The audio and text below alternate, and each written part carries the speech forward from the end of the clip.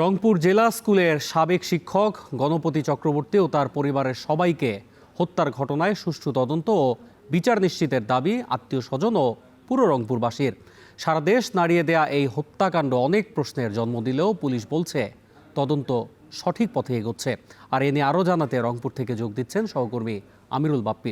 বাপ্পি, জানাবেন এই হত্যাকাণ্ডের প্রতিবাদে আজ রংপুরে কোনো কর্মসূচি রয়েছে কিনা, আর আসামিদের ডোপ টেস্টের কি খবর রয়েছে আপনার কাছে?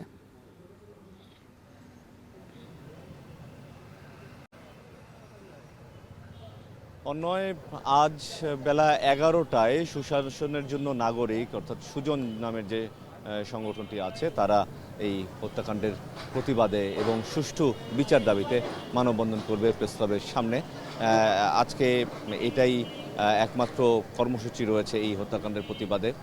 আর অন্যান্য যে বিষয়গুলো রয়েছে, আপনি নিশ্চয়ই জানেন যে গণপতি চক্রবর্তী হত্যা মামলার যে তদন্তভার সেটি কোতোয়ালি থানা থেকে ডিবি অর্থাৎ গোয়েন্দা পুলিশের হাতে দেয়া হয়েছে গতকালই, এবং তারা সেই অনুযায়ী তাদের তদন্ত পরিচালনা করছে বলে আমাদেরকে জানানো হয়েছে। এবং এই যে হত্যাকাণ্ডটা নিয়ে বিভিন্ন ধরনের প্রশ্ন উঠছে বিভিন্ন সামাজিক যোগাযোগ মাধ্যমে, একদম এই মাদক সেবনটাই আসল মোটিভ কিনা, এটা থেকে শুরু করে বাড়িতে বিদ্যুৎ ছিল না এটা যেমন আছে, পুলিশ এবং আসামির গায়ে একই রকম শার্ট কেন এরকম আছে, বিদ্যুৎ বিচ্ছিন্ন কখন হলো, কিভাবে হলো, কেন হলো, এই বিষয়গুলো বারবার সামাজিক যোগাযোগ মাধ্যমে উঠে আসছে এই প্রশ্নগুলো। এবং পুলিশ কিন্তু বলছে যে এই প্রশ্নগুলো কোনোটাই তারা খাটো করে দেখছেন না, তারা রীতিমতো গুরুত্বের সাথেই এই প্রশ্নগুলো দেখছেন। এবং সামাজিক যোগাযোগ মাধ্যমে আমরা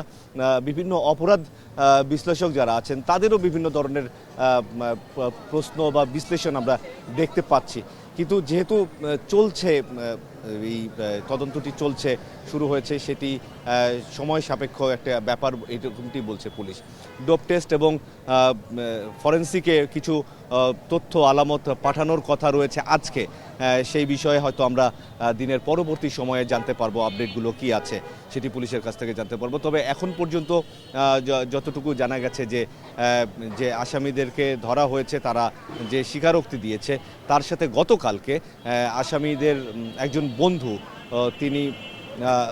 তিনিও কোর্টে গিয়ে একই রকম জবানবন্দি দিয়েছেন বলে জানা গেছে। তো সব মিলিয়ে দেখা বিষয় এটি যে পুলিশ কত দ্রুত এই হত্যা মামলাটি শেষ করতে পারে এবং সুষ্ঠু বিচার নিশ্চিত করতে পারে। অন্যয়, রংপুর থেকে যুক্ত ছিলেন সহকর্মী আমিরুল বাপ্পি।